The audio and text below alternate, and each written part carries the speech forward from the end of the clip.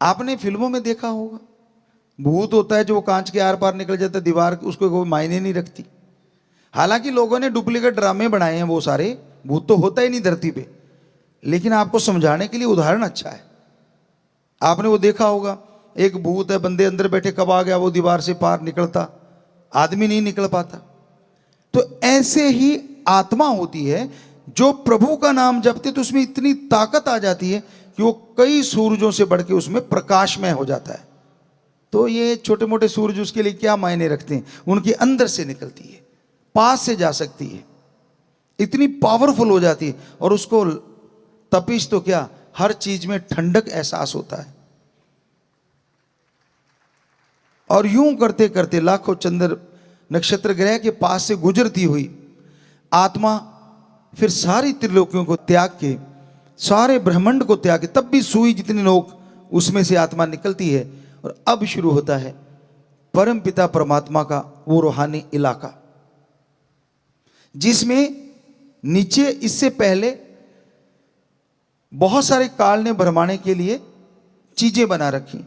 सोने जैसा पानी है, और बहुत बड़े बड़े आम, मान लीजिए जो आपने कल्पना नहीं की, इतने खूबसूरत हीरे लाल जवाहरत के पेड़ भरे हुए हैं, चारों तरफ चमक होती है, चमक दमक, जिसको आप देख पाते खुली आंखों से, नज़ारा बंद जाता है, बड़ी खुशियां मिलती हैं, और आत्मा बढ़ती चली जाती है, बढ़ती चली जाती है। और इन चीजों को जो पूर्ण गुरु से नहीं चिताए हुए, वो यहीं अटक के हूरें, जो कही जाती है ना, हूर का मतलब बेहद खूबसूरत परीपरा, यानी अपनी भाषा में बोलें तो आपने कभी ना देखी हो ऐसी खूबसूरती औरत और मर्द के रूप में वहां आपको नजर आएगी। जो पूर्ण गुरु के चिताए नहीं होते, वो आत्मा फिसल जाती है और वहीं अटक के रह जाती है। बड़े बड़ी हस्तियां यहीं तक रुक गई, क्योंकि वो काल का सुनहरी जाल है।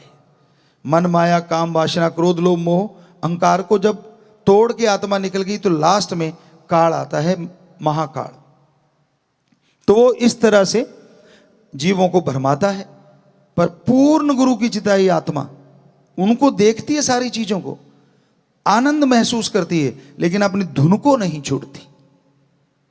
और वो फिर जब सुई की नोक आपको बोला था, वो जगह आती है ताकि थोड़ा दर्द का एहसास हो। वो भी काल का ही डिजाइन है, जो कहीं ना कहीं गुरु पूर्ण तो थे पर उतने पूर्ण नहीं, तो वो इस सुई वाली नोक पे अटक जाती है, आगे नहीं निकल पाती। अगर पूर्ण गुरु है, क्योंकि वहां धुन रुक जाती है उसके लिए, काल ने वचन लिए हुए हैं परमात्मा से, आत्मा रुक जाती है। लेकिन जो भक्ति करके सारे पाप गुना त्याग के सतगुरु से जुड़ता और दृढ़ यकीन रखता है, उसकी आत्मा के लिए धुन बंद नहीं हो सकती। और उस धुन के सहारे वो सुई की नोक से निकलती है। तो ये मालिका अब आ गया रूहानी पड़ाव। वो था काल की नगरी, लेकिन मालिक का दायरा वहां से शुरू होता है। काल की नगरी तो सारी त्रिलोकियां उसने बनाई, बुत तो उसने बनाए, जान परमात्मा ने डाली। तो अब ये आता है निज धाम सचखंड सतलोक अनामी सतनामी, ऐसा देश जिसकी आप कल्पना नहीं कर सकते। दुनिया में जितने भी लोग, आप आदमी को ले लें कि जितने भी आदमी हैं, सबकी चॉइस अलग अलग होती है, टेस्ट अलग अलग होता है, मीठा कड़वा नमकीन चीजें पसंद होती, पर वहां पहुंचते ही ऐसा नजारा बनता है, कैसा भी आपका टेस्ट है उससे अरबों गुना बढ़ के वो टेस्ट आपको वहां आनंद के रूप में पैदा होता है। और फिर वो स्थिति आती है परमानंद की। अब पूर्ण गुरु है, पूर्ण सतगुरु फकीर है, तो मालिक को सबसे पहले उस रूह को उस रूप में रूहानी दर्शन देने होते हैं।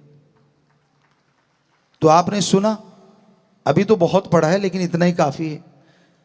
अगर कर पाओ तो यहां चढ़ाई करने के लिए इतना कुछ करना है, और दूसरी तरफ बचनों के पक्के, दृढ़ यकीन, एकाग्र चित्त, मीठा बोलना, स्वभाव के अंदर नरमी, ये चीजें लेके आगे दीनता नम्रता, ना गाली गलौज, हाथ जोड़ के बात करो।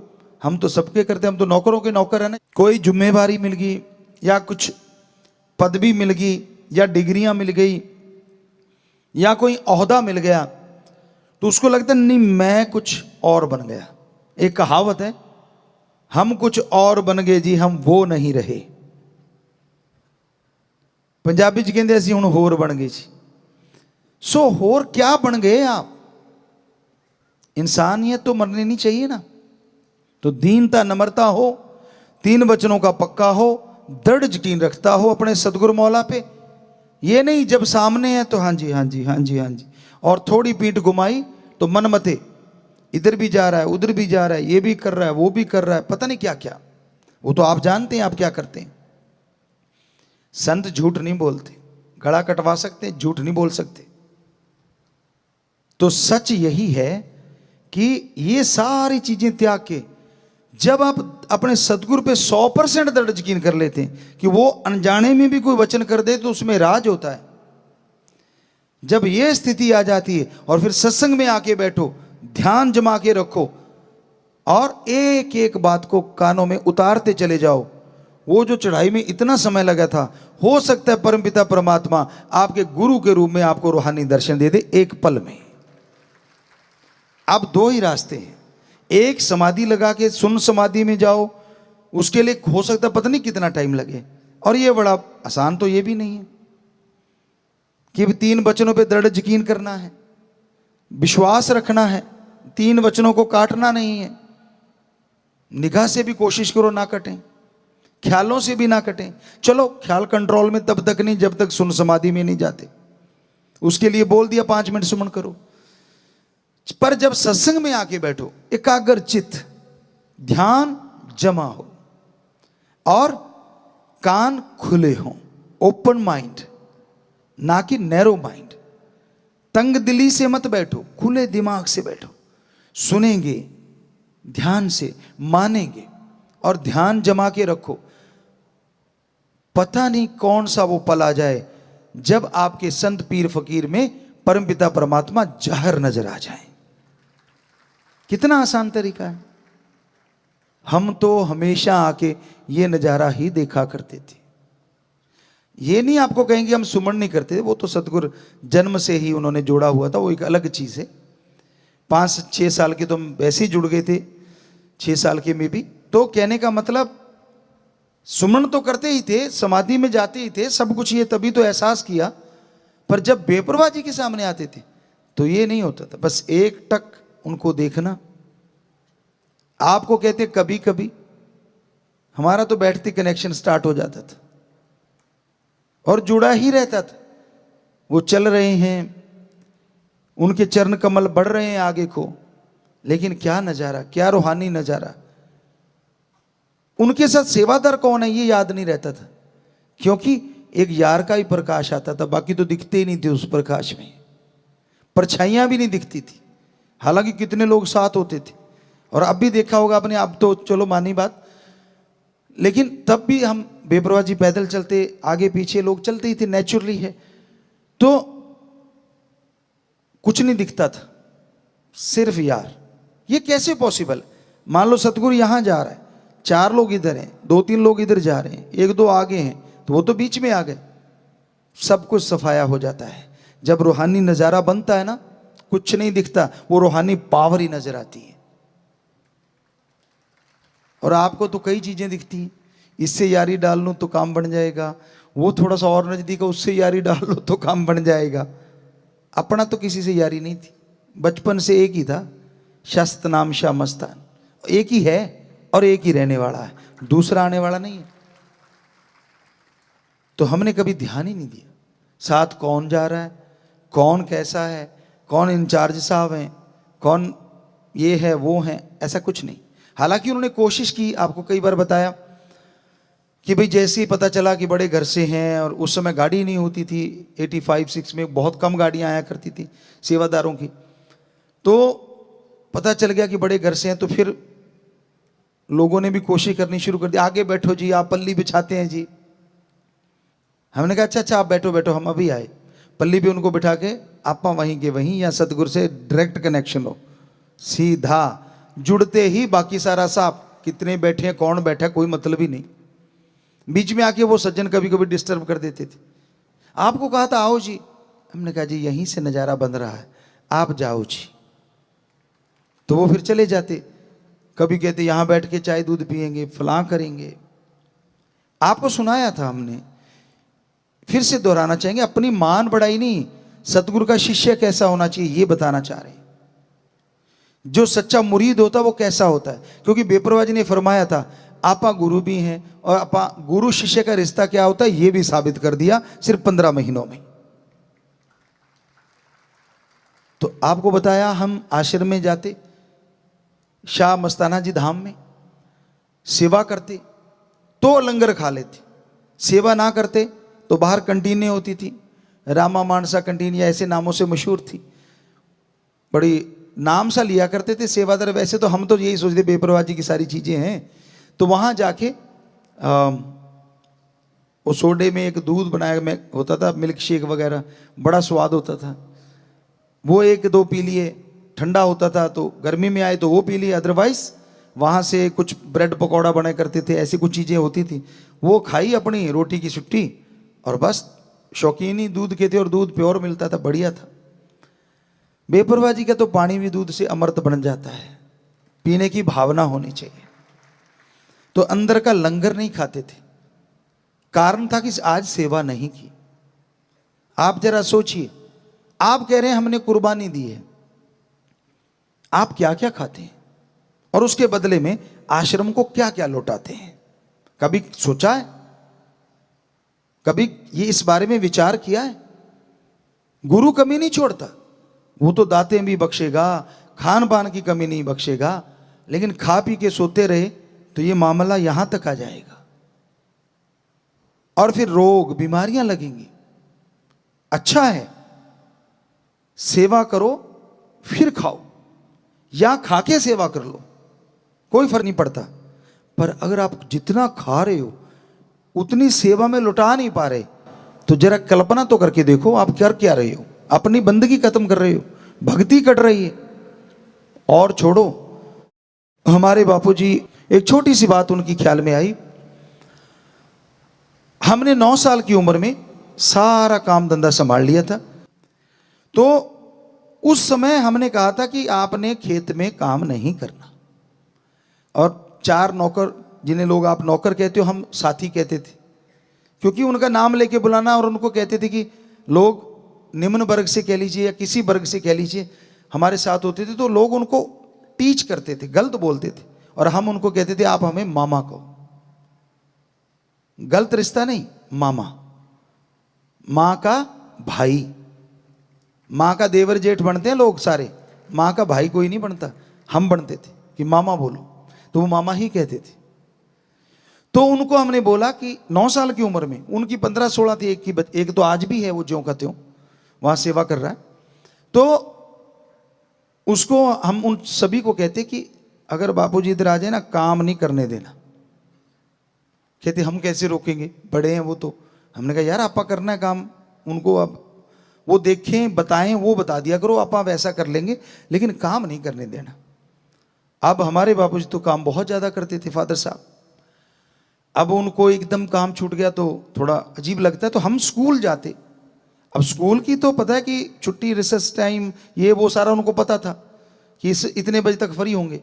तो वो खाना खुना लेके जाते, और वहाँ जैसे डौल बांध रहे होते, बट्टा पाਉਂਦੇ, पंजाबी च कहते बट्टा पाਉਣੀਆਂ, जिंदरी नाल। वो एक होता है, एक दबाता और 2 लोग खींचते हैं, तो वो डौल बनती चली जाती। तो लग जाते जाके, अच्छा क्यारे बनाने, आ जाओ, कस्सी चलानी, आ जाओ। वो लगे होते और एक आदमी को टीले के ऊपर खड़ा कर देते। कहते अगर वो आ रहा हो ना, हमें कहते बता देना। और जब भी हम पहुंचते, झट से जाके छाया के नीचे आराम से बैठे होते। हमने कहा अच्छा आप आराम कर रहे हो, 4 पे डाली होती? हाँ। कहते हाँ हाँ सारे बच्चे बढ़िया काम कर। हमने आपने तो ना ना, मैंने हाथ धोए होते, सारा ऐसे जूते जाते झाड़ के साफ करके बैठे होते। हमने कहा हाँ आपने कुछ नहीं किया? कहते ना। हमने ठीक है, हम कुछ नहीं करते। जाते यहाँ डौलबंदी होती थी, हमने कहा ये सीधे वाला पैर लीलू, एक लड़के का नाम था, या और बच्चे थे, उन सबको ये तेरा पैर तो हो नहीं सकता, इसका मतलब? कहते नहीं मेरा ही पैर है। बेचारे नो, वो बच्चे कहते, कई चुप हो जाते। तो हम तो जानते थे कि फादर साहब के पैर का निशान है, कि वो बिल्कुल सीधा चलते थे, थोड़ा सा हल्का सा नहीं तो सीधा ही थे। तो हम उनके पास जाके बैठ जाते। हमने कहा अच्छा जी आपने कुछ ही नहीं किया। कहते तू सारा देखा है, अब छुपाऊं क्या। तो हम हंस पड़ते। तो हमने कहा फिर अब ऐसे चलो शुक्र है आप बैठे थे, दिल में सोचा, लगे रहते तो कौन सा हम हटा लेते, अंदर से सोचते। तो हमने कहा फिर, कहते बेटा असली बात ये है, मैं जितनी रोटी खाता हूं ना उतनी अगर यहाँ मेहनत नहीं करूंगा तो वो रोटी मेरे हजम नहीं होती। मुझे लगता है मैंने कोई कमाई नहीं की, ये तो इन बच्चों ने मेहनत की थी, उनकी बनाई फसल मेरे घर आ गई, मैं एक नाम मेरे जमीन है इस वजह से खा रहा हूं। ये कौन सा तरीका है, उतना तो करूं जितनी रोटी खा सकूं। तो हमने कहा जितनी रोटियां खाते हो, हमने कैलकुलेट कर दिया, इतनी खाते हो और इतना कर लिया करो, रोज के 15 मिनट या 10 मिनट। हमने भी कौन सा कम थे, हम भी तो कैलकुलेट में बहुत ज़्यादा वो हैं। तो हमने कहा ठीक है। कहते यार तूने तो बिल्कुल ही चारों तरफ से बंद कर दिया। हमने कहा आप रोटी लेके आते हो तो, कहते ये सारा 2 किलोमीटर बनता है, 2.5 किलोमीटर। कहते हम तो बस अड्डे भी जाते थे तो उस पर जाते थे जो 9 किलोमीटर दूर है, और सिर्फ 50 मिनट में चले जाते थे 8-9 किलोमीटर। कहते तब मजा सा आता था कि हाँ कुछ किया है। या कहते तब होता था जब 30 किलोमीटर से 50 किलो का गट्टा सिर पे रख के और ऊंटनी पे पूरा लाद के और आगे से मार पकड़ के लेके आते थे, और बातें करते करते 30-35 किलोमीटर निकल जाती थी।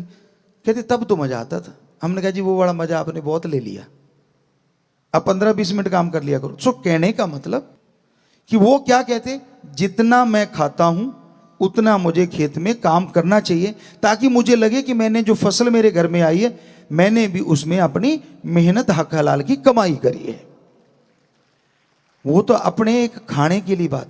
आप जरा सोचिए, कभी दिमाग लगाया करो, ये दोनों जहां के मालिक का लंगर भोजन है। शास्त्र नाम शाह मस्तान जी दाता, क्योंकि उससे जुड़े हैं तो नेचुरली दोनों जहान खाओगे। ये आम नहीं है कुछ। हालांकि हम चेक करते हैं, रोजाना लंगर भोजन खाते हैं, ऐसा नहीं जो लंगर आप खाते हो वो भी हम खाते हैं। ये नहीं कि दूसरा नहीं खाते, थोड़ा सा हमारी खुराक बहुत कम, आप सुनोगे तो मानोगे नहीं। हम आटा जो है वो सिर्फ और सिर्फ 11 या 14 ग्राम लेते हैं, यानी एक पूरे दिन में, क्योंकि ज्यादा आटा नहीं लेते। तो हरी सब्जियां बहुत लेते हैं, दाल ले लेते हो थोड़ी लिमिट में। सो बच्चों ये जरूर ध्यान दिया करो, आप सेवादार हो ज्यादा आज, इसलिए आपको हम नहीं कहते कि लंगर ना खाओ, सेवा नहीं करते, जरूर खाओ। दूर दराज से चल के आए हो, रो काटता है, पर काश आप चलते चलते हो सकता है कागज उड़ रहा हो, कोई पॉलीथीन पड़ा हो, वो भी उठा के अगर कचरे के डिब्बे में डाल दिया ना, खाने जितनी तो सेवा बनी गई। ये लंगर आम लंगर नहीं है। साईं जी ने 1948 से लेके अब तक इसके लिए वचन किए कि खाएगा टेंशन, बीमारियां, परेशानियां पता नहीं कितनी दूर हो जाएंगी, और अब राम से सतगुरु से आशिकी भी बढ़ जाएगी।